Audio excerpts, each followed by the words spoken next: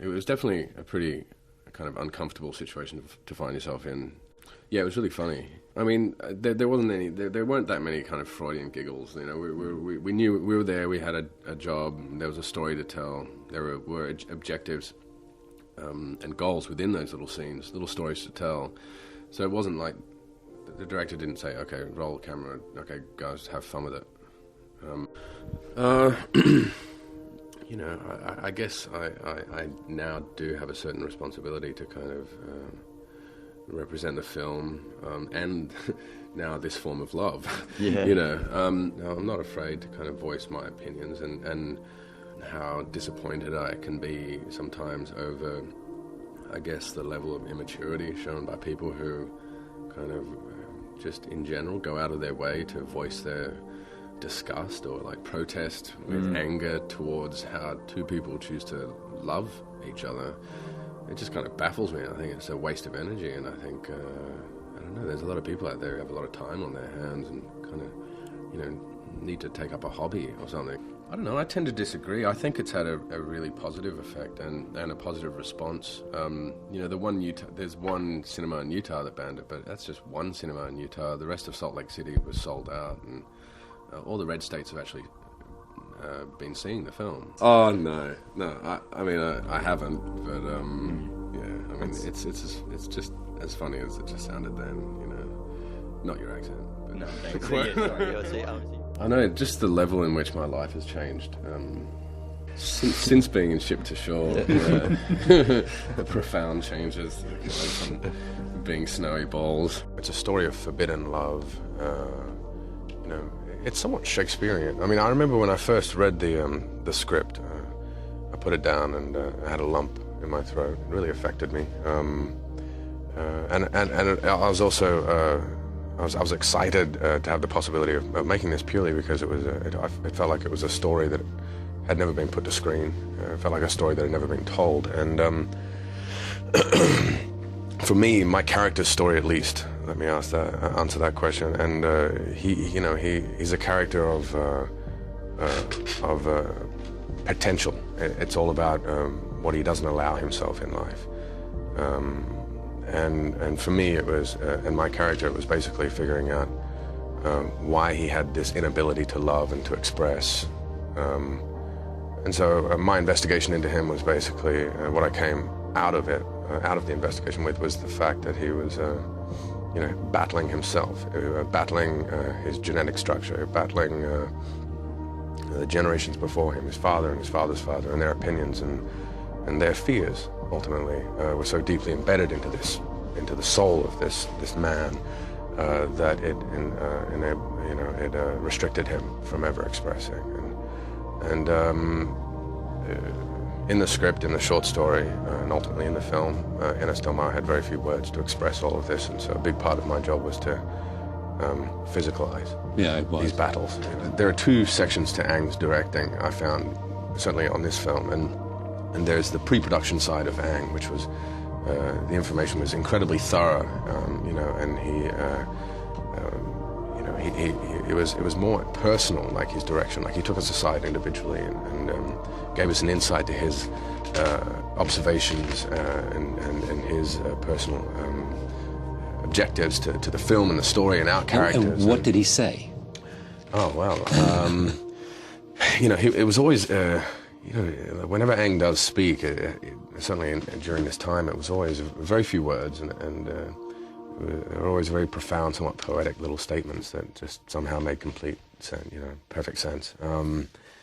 I think one of the things he focused in on me is, obviously you can see me sitting here when I'm nervous, my hands are like going everywhere, and it's very hard for me to stay still, and I'm even like that kind of in the rehearsal process. I'm kind of spitting on my words, and Ang would just, I think, he saw that in me, and he would just keep on repeating, stillness, stillness, stillness. And so I was like, okay, well, this is obviously my weakness, on this job. And so I took that away. There were obviously many other things. But then, the stillness actually ended up being one of the easiest sides of this job. Once I got out, into the wilderness and amongst these majestic mountainsides and rivers and trees, and you truly become a product of your environment. And so the stillness just kind of happened. And so that's one side of him, is in the pre-production, and it truly is thorough, and you know, he gives us a lot of information. We go away, digest it, process it, and kind of, you know, create our own characters.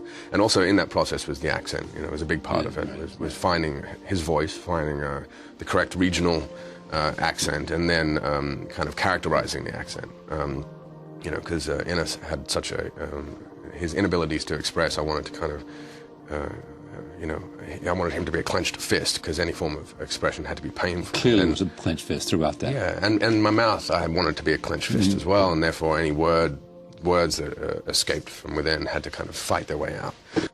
He's quite complex, I guess, in a sense. He is complex. You know, he's searching, and he's ever searching for his own destiny and his position in life.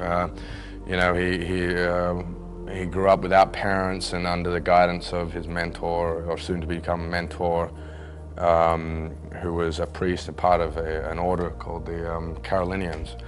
And so he grew up around, you know, the priesthood, and becomes a priest. And he's basically someone who's walking around with, he has a goal in some sort in his mind in terms of where he should be and what he should be doing, but he has no idea how to word it, and he doesn't know how to see it. He feels like he's being drawn towards a destiny of some sort, but he doesn't know where it is and why he's going there.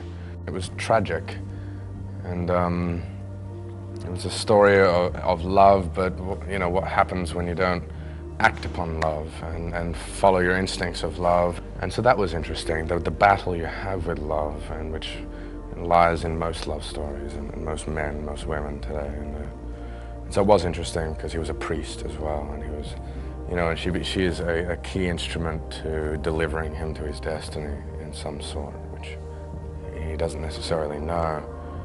And so it's a struggle of how much of the love is truth and how much of it has been orchestrated from another source. And that's the good thing about Brian, is he casts really lovely people, and in his crew also, you know, there's always good people around. It's always very friendly and nurturing. John Mario, who was a priest out here, kindly took me through all the steps, and you know, we went to church and we did ceremonies, and you know, he showed me mannerisms and he showed me physicalities of a priest and things that I really, you know, needed to research. And yeah, I did, of course, I read up and did, you know, necessary research in terms of where the Carolinians came from, their background. There's no security, but I've got my mate Neil Bell, who's also my uncle, and my mate Kate Ledger, who's also my sister. Yeah, to name a few. There was quite a bit of pressure, I guess. But you know what? In the end of the day, I really had to throw that out the window, because I mean, if I really carried the pressure of that role, then it would become a really self-conscious performance, and so I just had to like stick to my guns. And, sorry, mate. Yeah, it's in the commentary section here. He kind of explains that. that was pretty funny, actually. You can hear my uncle laughing in the background when he's not saying it. No, look, I'm highly critical of my own work, but you know, to a certain degree, you need to have confidence in yourself, because particularly in this industry, you just get knocked back and back and back and back and back, and you're told you can't, and you won't. And you just have to believe you can. No, it was actually the opposite. When I was doing Sweat, I thought I shouldn't be doing this. I remember looking at it and just saying, that's crap, you know. And I remember even going to my mum and asking her. I was like, Mum, look, am I any good in this? And even my mum, who is always, you know, supportive and stuff, is kind of couldn't even muster up a fake answer. She was just like, oh no, darling, you really tried. You gave your best shot. I was just like, oh shit. All I really wanted to do was just you know, give Ned a heart. You know, just make him human, make him a person.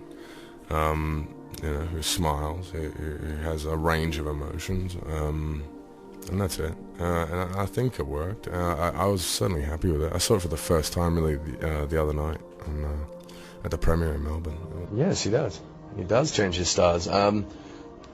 You know, and I guess that's the ironic thing about him changing his stars is he's searching for this nobility. He's searching for a position where he feels noble in life, as opposed to being looked down as a squire. And And by the time he reaches that point, I guess he discovers that the nobility lies in the blood that's around him, his friends, and the love and emotions in here. It's nothing physical, solid, or material about nobility that he really wants in the end. It ends up being about love and about his friends and friendship.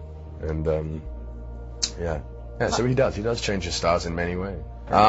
Oh yeah. I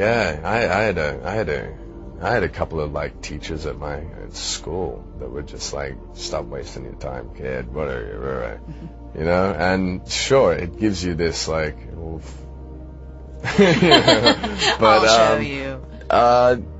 It's certainly it hasn't been like I haven't gone.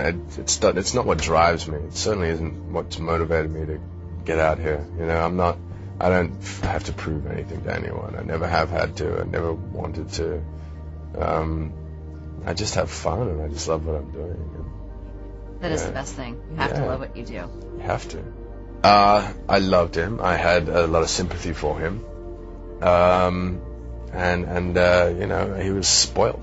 He was this poor peasant, spoiled kid, in a way. You know, he was spoiled in attitude, in the way he felt, and what he wanted out of life. Was, you know, and so it intrigued me, and you know, more or less, it was just you know, I knew I was going to have fun telling the story. It was not, you know, apart from the character. The character is just a part of the story, and the story was what I really fell in love with, and the whole fairy tale-ness of the movie was what I, you know, it wasn't hiding the fact of what it was trying to be. It was, this is what we're making, and we just made it like that.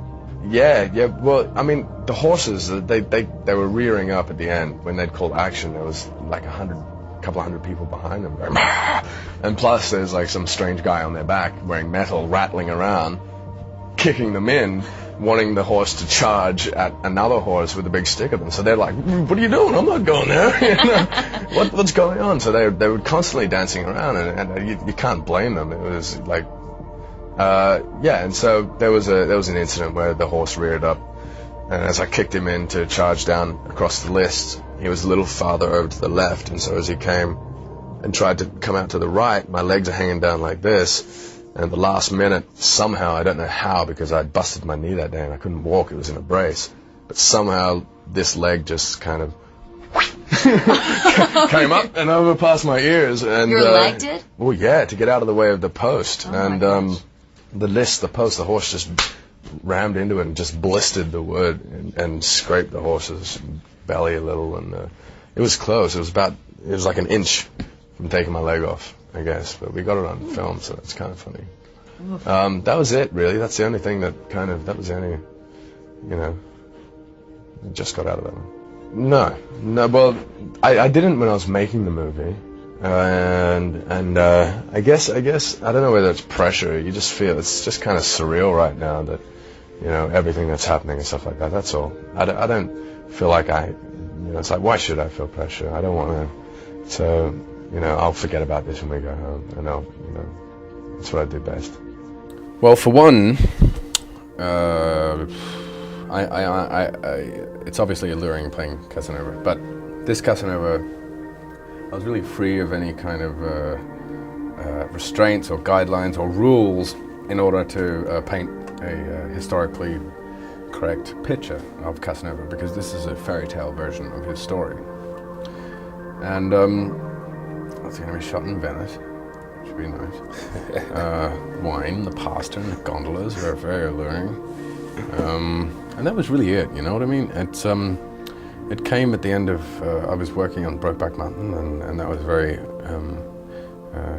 exhausting and somewhat treacherous, kind of torturous at times. And I'd been so wound up on that movie that I just wanted to unwind on something, and this was the tool that was assisting me to unwind.